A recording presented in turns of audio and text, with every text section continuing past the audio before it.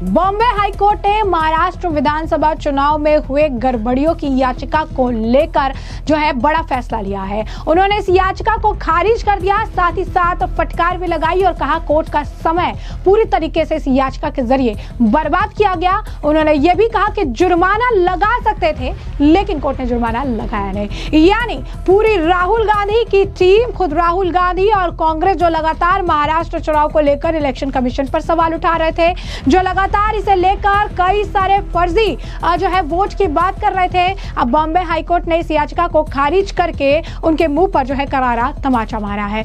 Bombay high court ने आखिर क्या टिप्पणी की है, किस तरीके की ये याचिका थी, क्या कुछ इस याचिका में कहा गया था और कोर्ट ने क्या कुछ टिप्पणी की है, विस्तार से जान लीजिए। बॉम्बे हाईकोर्ट ने महाराष्ट्र विधानसभा चुनाव में हुए कथित गड़बड़ियों की याचिका को खारिज कर दिया है। सुनवाई के बाद कोर्ट ने चेतन अहिरे को ओर से लगाए गए आरोपों को निराधार बताया है। बेंच ने कहा कि अहिरे ने जो दावे किए हैं उनके समर्थन में कोई सबूत नहीं है। अहिरे के वकील प्रकाश अंबेडकर ने आरोप लगाया था कि वोटिंग के आधिकारिक समय के बाद कई सारे वोट डाले गए। कोर्ट ने कहा कि याचिका में कोई दम नहीं है और इससे कोर्ट का पूरा समय सिर्फ और सिर्फ बर्बाद हुआ है। बॉम्बे हाई कोर्ट ने इसे लेकर आपको बता दें कि महाराष्ट्र विधानसभा जो है चुनाव में हुए कथित अनियमितताओं की याचिका को खारिज कर दिया। इस चुनाव में बीजेपी के नेतृत्व वाले महायुति की सरकार बनी थी। इस मामले की सुनवाई करते हुए जस्टिस जी.एस. कुलकर्णी और जस्टिस आरिफ डॉक्टर की बेंच ने कहा कि याचिकाकर्ता चेतन अहिरे ने बिना किसी सबूत के हास्यास्पद दावे जो है किए हैं। अहिरे का पक्ष करते हुए उनके वकील प्रकाश अंबेडकर ने दावा किया था कि 75 लाख वोट शाम 6 बजे के बाद डाले गए। वोटिंग का आधिकारिक समय शाम 6 बजे तक था। उन्होंने लगभग 95 विधानसभा क्षेत्रों में डाले गए और गिने गए वोटों के बीच धांधली का आरोप लगाया था। उन्होंने मांग की कि चुनावों को शून्य और अमान्य घोषित किया जाए। प्रकाश अंबेडकर वंचित बहुजन अघाड़ी के प्रमुख भी हैं। दलील सुनने के बाद कोर्ट ने इस याचिका को भी खारिज कर दिया। जस्टिस कुलकर्णी ने कहा कि हमें इसमें कोई संदेह नहीं कि इस याचिका को खारिज करने की जरूरत है। इस याचिका को सुनने में इस कोर्ट का पूरा दिन बर्बाद हो गया। हमारी राय है कि जुर्माना लगाया जाना चाहिए, लेकिन हम ऐसा करने से बचते हैं। शाम 6 बजे के बाद वोट डाले जाने के आरोपों का जिक्र करते हुए कोर्ट ने कहा कि जब तक ये साबित नहीं हो जाता कि शाम 6 बजे के बाद मतदान से विशेष रूप से जीतने वाले उम्मीदवार को मदद मिली, तब तक याचिका में कोई दम नहीं है।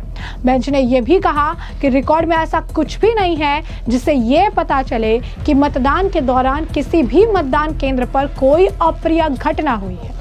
23 जून को कोर्ट ने टिप्पणी की थी कि पिछली लोकसभा और विधानसभा चुनाव में इसी तरह के मतदान पैटर्न देखे गए, लेकिन उन्हें चुनौती नहीं दी गई।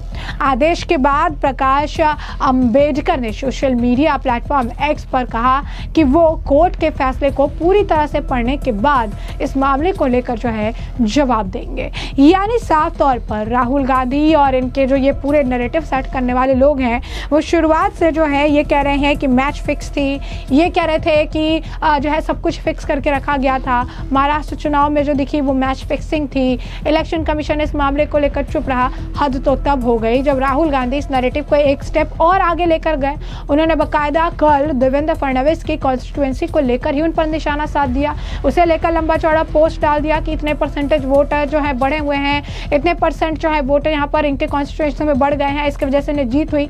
जिसके बाद खुद देवेंद्र फडणवीस ने भी राहुल गांधी पर पलटवार करते हुए लिखा भी कि झूठ बोले कौवा काटे, और उन्होंने भी बकायदा उन सभी कॉन्स्टिट्यूएंसी के जो है वोट परसेंटेज और आप कह सकते हैं लोगों के परसेंटेज, वोटर परसेंटेज को जो है गिनवा दिया और बताया कि कैसे कितने जगहों पर जो है वोटर परसेंटेज बढ़ा है और इन सभी जगहों पर कांग्रेस या फिर शरद पवार की पार्टी या अन्य पार्टी के लोग जो है जीत दर्ज किया है। यहाँ से कोई बीजेपी या महायुति का व्यक्ति नहीं जीता है। तो ऐसे में राहुल गांधी जो अपना ये नैरेटिव सेट करने का प्रयास कर रहे हैं, इससे कोई फायदा नहीं होने वाला है। यानी शुरुआत से देवेंद्र फडणवीस ने कहा कि महाराष्ट्र की हार की टिस जो है वो राहुल गांधी जो है पूरी उनको अब तक जो है उसकी टिस है। महाराष्ट्र में जो इन्हें करारी हार मिली है उसको राहुल गांधी भूल नहीं पा रहे हैं, इस वजह से इस तरीके के तमाम जो है बयान दे रहे हैं। वहीं आपको बता दें कि राहुल गांधी और कांग्रेस द्वारा इस तरीके के लगातार जो आरोप लगाए गए हैं। अब कोर्ट में भी यह मामला था, कहा गया कि 6 बजे के बाद बहुत सारे वोट डाले गए, 75 लाख वोटों की बात कह दी गई, लेकिन कोर्ट ने भी कहा कि यह समय बर्बाद करने वाली याचिका थी। कोर्ट तो इस मामले को लेकर भड़क गई, ये भी कहा कि जुर्माना लगा सकते हैं, लेकिन हम इस चीज से बच रहे हैं। लेकिन इस तरीके की याचिका में कोई दम नहीं है, सिर्फ और सिर्फ कोर्ट का समय बर्बाद करने का काम किया गया है। वहीं राहुल गांधी द्वारा जिस तरीके के आरोप लगाए गए हैं इस मामले को लेकर बीजेपी के जो आपको बता दें कि परिणय फूके हैं, उनका बयान सामने आया है। क्या कुछ कहना है उनका, सुनिए। जिस प्रकार से एक के बाद एक ये अपयश राहुल गांधी जी को हो रहा है, लोकसभा के चुनाव में उनको अपयश मिला, दिल्ली के चुनाव में अपयश मिला, महाराष्ट्र के चुनाव में अपयश मिला, तो मुझे लगता है उनकी मानसिक स्थिति खराब हुई है। उन्होंने अभी खुद का एनालिसिस करके कि कहाँ गलती हुई और वो गलती सुधार के उन्होंने अगले इलेक्शंस पे जाना चाहिए, ना कि किसी न किसी पे टीका करके। जिस प्रकार से कांग्रेस पार्टी में ही उनके नेता के प्रति, राहुल गांधी के प्रति जो असमझ का वातावरण है, जो उनके प्रति उनके नेतृत्व को अस्वीकृति जिस प्रकार से कांग्रेस नेता दिखा रहे, तो राहुल गांधी मुझे लगता है कि उनकी मानसिक स्थिति खराब हुई है और इस प्रकार के बेताल वक्तव्य कर रहे हैं। कामठी विधानसभा क्षेत्र के संदर्भ में जो भी राहुल गांधी जी ने आक्षेप उठाया, उसके बाद चंद्रशेखर बावनकुळे साहब ने उसका पलटवार करते हुए सटीक एक उन्होंने चैलेंज किया, राहुल गांधी जी को चैलेंज किया कि आप कामठी विधानसभा से चुनाव लड़िए, दूध का दूध पानी का पानी हो जाएगा। उसके बाद उन्होंने कामठी विधानसभा के संदर्भ में कोई भी वक्तव्य उन्होंने किया नहीं और आज 25 दिन बाद जब उनको जाग आई तब उन्होंने माननीय फडणवीस साहब के विधानसभा क्षेत्र दक्षिण पश्चिम नागपुर क्षेत्र के संदर्भ में कुछ वक्तव्य उन्होंने ट्वीट के माध्यम से किया हुआ है। मुझे ऐसा लगता है कि राहुल गांधी जी को उनका पार्टी के ही लोग सीरियस लेते नहीं है। मुझे लगता है कि अपने देश की जनता ने भी उनको सीरियस लेना चाहिए और मीडिया ने तो बिल्कुल ही सीरियस उनको लेना चाहिए। तो जैसा कि आपने इनका बयान सुना, इन्होंने साफ तौर पर कहा कि राहुल गांधी को अपनी गलतियों से सीखना चाहिए। राहुल गांधी की बुद्धि जो है वो भ्रष्ट हो गई है। राहुल गांधी इस तरीके के चीजें जो है बयान जो है दे रहे हैं जिसका कोई लेना देना जो है असलियत से नहीं है। बता दें आपको कि अभी लगातार राहुल गांधी को बयान को लेकर अभी हाल फिलहाल में कई तरह की प्रतिक्रियाएं देखने के लिए मिली, कई तरह के रिएक्शन देखने के लिए मिले हैं, जहां राहुल गांधी पर महाराष्ट्र में बीजेपी के नेताओं ने उनके बयान को लेकर जमकर निशाना जो है साधा है। तमाम तरीके के प्रतिक्रियाएं इस मामले को लेकर आई हैं। जरा सुनिए क्या कुछ अन्य लोगों का भी कहना है। राहुल गांधी को खुशी होनी चाहिए जब वोटर लिस्ट में ज्यादा लोग भर्ती करते हैं अपने आप को और ज्यादा लोग बाहर आके वोट करें। थोड़े बूथ्स की बात करें तो 10% 20% इंक्रीज, लेकिन ओवरऑल जो काम इलेक्शन कमीशन ने किया है वो है ज्यादा वोटर्स को एनरोल करना और ज्यादा वोटर्स को बाहर आके वोट करना। जो आप बार बार बेबुनियादी आरोप लगाएंगे, इससे एक चीज स्पष्ट है कि आपके पास शायद वो नॉलेजेबल कॉम्प्रिहेंशन नहीं कि प्रजातंत्र लोकतंत्र में इलेक्शन प्रोसेस है क्या और कैसे होता है।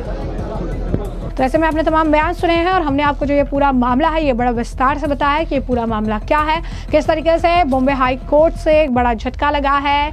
इस तरीके की याचिका जिसमें महाराष्ट्र के चुनाव में धांधली की बात कही गई थी, इस याचिका को ही कोर्ट ने खारिज करते हुए फटकार लगाई, कहा समय बर्बाद किया गया कोर्ट का। इस तरीके के याचिका को लेकर जुर्माना लगाया जा सकता है। तो ऐसे में अब इस पूरे मामले पर अब आपकी भी जो राय हो हमें कॉमेंट सेक्शन में कॉमेंट करके जरूर से जरूर साझा करिएगा।